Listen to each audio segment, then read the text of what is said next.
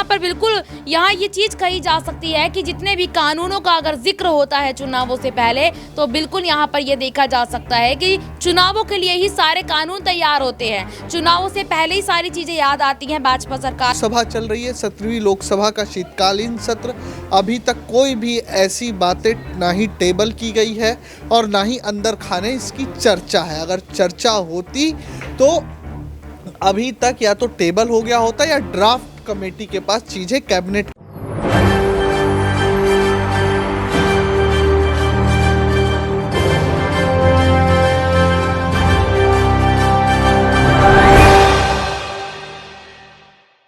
नमस्कार, SPN 9 news आप देख रहे हैं। आपके साथ मैं हूं अक्षय अग्रवाल। स्वागत है आप सभी का हमारी इस खास पेशकश में 2024 का चौकीदार कौन।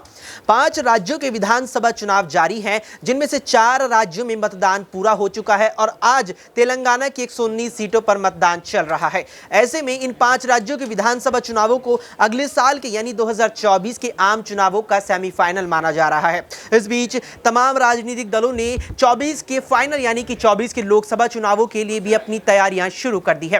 इस बीच केंद्रीय गृह मंत्री अमित शाह बंगाल के कोलकाता पहुंचे और जनसभा को संबोधित करते हुए ममता बनर्जी और टीएमसी पर खूब बरसे। इस बीच यहां पर अमित शाह ने उस बात का, उस मुद्दे का जिक्र कर दिया जिस पर आज से 4 साल पहले एक बड़ा आंदोलन हुआ था और उसकी आग कहीं ना कहीं आज भी नहीं बुझी है। दरअसल यहां पर जनसभा को संबोधित करते हुए अमित शाह ये कह गए कि नागरिकता कानून जिसमें यहां पर CAA NRC आता है उसे हम लाकर रहेंगे और कोई हमें नहीं रोक सकता। अब ऐसे में अमित शाह के द्वारा जिस तरह से यह बयान दिया गया है, उसके बाद से कई सवाल एकदम से इस पूरे मुद्दे को लेकर खड़े हो गए हैं और इन्हीं तमाम सवालों के जवाब हम न्यूज रूम में मौजूद अपने ही साथियों से जानेंगे उनसे कि क्या संभावना है नागरिकता कानून के जल्द से जल्द आने की या केवल ये एक चुनावी मुद्दा है जिसे बीजेपी या केंद्र सरकार आगे वक्त तक खींचती लेकर चलती चली जाएगी, लेकिन ऐसा नहीं होगा। सबसे पहला सवाल यहां पर हमारे सहयोगी नेहा से रहेगा कि नेहा, जिस तरह से यहां राम मंदिर और हिंदुत्व का मुद्दा बीजेपी के लिए आगे रहा है, क्या अब नागरिकता कानून का हो सकता है?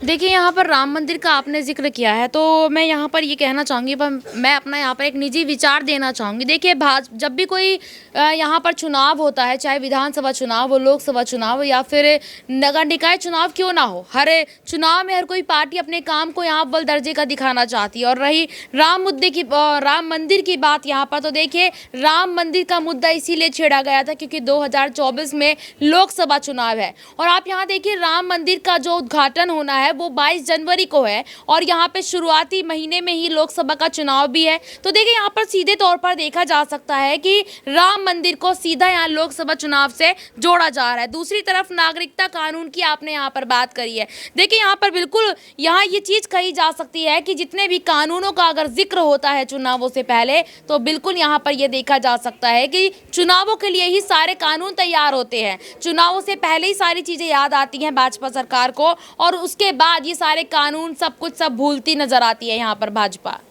चुनावों से पहले आप कह रही हैं कि याद आती है, लेकिन 19 के जो चुनाव हुए थे लोकसभा, उसके कुछ वक्त बाद ही यहाँ पर नागरिकता संशोधन कानून ला दिया गया था जिसे अब तक भी वापस नहीं लिया गया। कोविड के चलते वहाँ पर धरना प्रदर्शन खत्म किया गया था, तो क्या एकदम जल्दी देखने को मिल सकता है? देखिए बिल्कुल, यहाँ पर जैसे आपने भी बताया कि 2019 के लोकसभा चुनाव के बाद में इसको लागू यहाँ पर कर दिया गया था, तो बिल्कुल यहाँ पर ये कहा जा सकता है कि जल्दी इस बार देखने को मिल सकता है क्योंकि देखिए 2024 का जो लोकसभा चुनाव है वो बहुत ही ज़्यादा दिलचस्प यहाँ होने वाला है क्योंकि 2019 के लोकसभा चुनाव को कहीं ना कहीं भाजपा को ये पता था कि जीत हमारी होनी है। 2014 से लगातार यहाँ पर देश के PM पद पर यहाँ मोदी ही बैठते नजर आ रहे हैं, लेकिन इस बार 2024 के चुनाव में कहीं ना कहीं भाजपा को डर है और PM मोदी को भी डर है कि अगर 2024 का चुनाव इस बार उनके हाथ से निकल जाता है तो यूं मान लीजिए कि फिर वो कई सालों के लिए अब शायद प्रधानमंत्री ना बन पाए।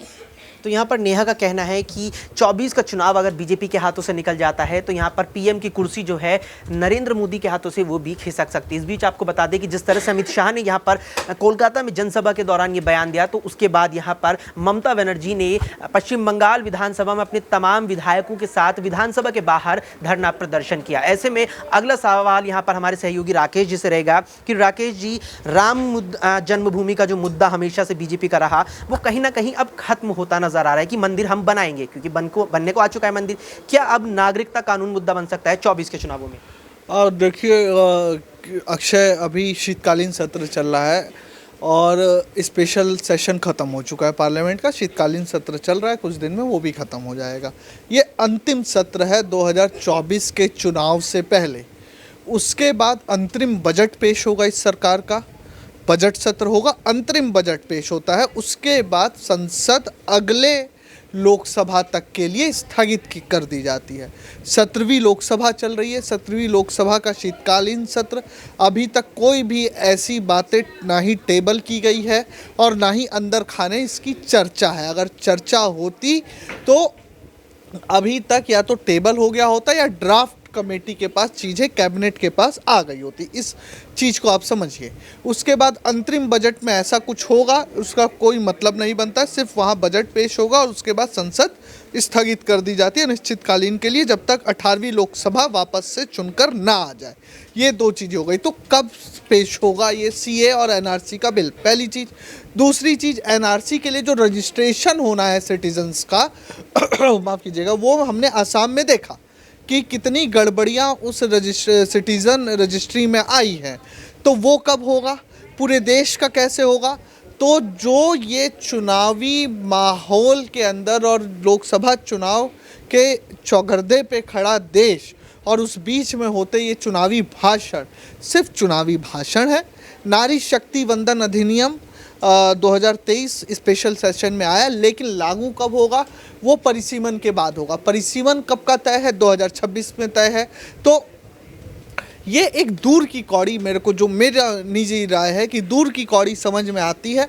अब ये एक अलग विषय है कि शीतकालीन सत्र के इस अंतिम सप्ताह में कुछ ऐसा कर दिया जाए कि सीए एनआरसी आ जाए, लेकिन उसमें भी है कि रजिस्ट्रेशन कब होगा, सिटीजनशिप काउंटिंग कब होगी। तो ये तमाम जो मुद्दे हैं, टेक्निकल मुद्दे, वो बने हुए हैं बदस्तूर। तो अमित शाह की बात इस वजह से बस एक मैं राजनीतिक ध्रुवीकरण या तुष्टीकरण से ज़्यादा नहीं देखता हूँ, क्योंकि जहाँ बंगाल में ये भाषण हुआ है वहाँ पे 27% की मुस्लिम पॉपुलेशन है, लगभग 70% के आसपास हिंदू पॉपुलेशन है, 42 लोकसभा सीटें हैं, 2 से 18 पे पहुँची है 2019 में, और ममता बनर्जी 34 से 22 पे आ गई है। तो कहीं ना कहीं अपने आप को 42 लोकसभा सीटों वाले बंगाल, जो तीसरा सबसे बड़ा राजनीतिक सूबा है इस देश का, वहाँ पर मजबूत करने वाली बात है, और इससे अधिक कुछ भी नहीं। एक आखिरी सवाल मैं आपसे लेना चाहूँगा। आपने यहाँ पर नारी शक्ति वंदन अधिनियम का जिक्र किया और संसद के परिसीमन का जिक्र किया। अब परिसीमन की बात आती है तो बात यहाँ पर जनसंख्या की आती है कि जनसंख्या के बाद परिसीमन होगा, और इस लिहाज से तो जनसंख्या की जो गणना है वो 2031 में होती नजर आती है। तो इस लिहाज से तो 31 के बाद परिसीमन होगा, और इस तरह से तो 2029 में भी परिसीमन के बाद नारी शक्ति वंदन अधिनियम लागू होता भी नजर नहीं आता।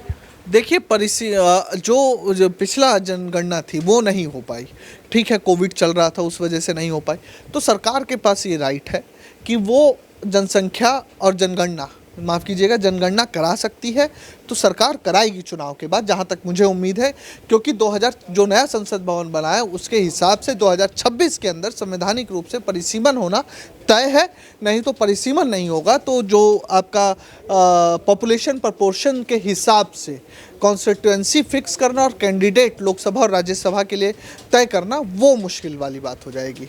तो यहाँ पर सुना आपने राकेश जी का, उनका साफ तौर पर कहना है कि यहाँ पर जो सीएएनआर, जो नागरिकता कानून का मुद्दा है, वो केवल राजनीतिक बयानों में से लेकर राजनीतिक बयानों तक ही सीमित है। क्योंकि यहाँ पर जिस तरह से असम में एनआरसी के जब ड्राफ्ट तैयार हुई, उसके बाद जब पूरी प्रक्रिया एनआरसी की तैयार हुई असम में, देखने को मिला कि कितनी गड़बड़ी वहाँ पर हुई थी। और ऐसे में जब वहाँ इतनी गड़बड़ी हो सकती है तो केंद्र स्तर पर एनआरसी को आखिर कैसे लागू किया जा सकता है। इसके अलावा यहाँ पर उन्होंने जिक्र किया कि नारी शक्ति वंदन अधिनियम यहाँ पर 2026 में कहीं ना कहीं जो है जनगणना जो है देश की, वो सरकार करा सकती है, जिसके बाद संसद का परिसीमन होगा और उसके बाद यहाँ पर जो नारी शक्ति वंदन अधिनियम है उसको लागू किया जा सकता है। बहरहाल अब देखना है कि यहाँ पर नागरिकता कानून को लेकर के मोदी सरकार और सरकार के तमाम मंत्रियों का क्या रुख रहता है। 24 के चुनाव नजदीक आ रहे हैं और चुनावों से पहले सरकार इस पर किस तरह का बयानबाजी करती है और क्या कुछ इसमें हमें और देखने को मिलता है। फिलहाल के लिए इस पेशकश में इतना ही। देश और दुनिया की तमाम खबरों के लिए आप देखते रहें SPN 9 न्यूज।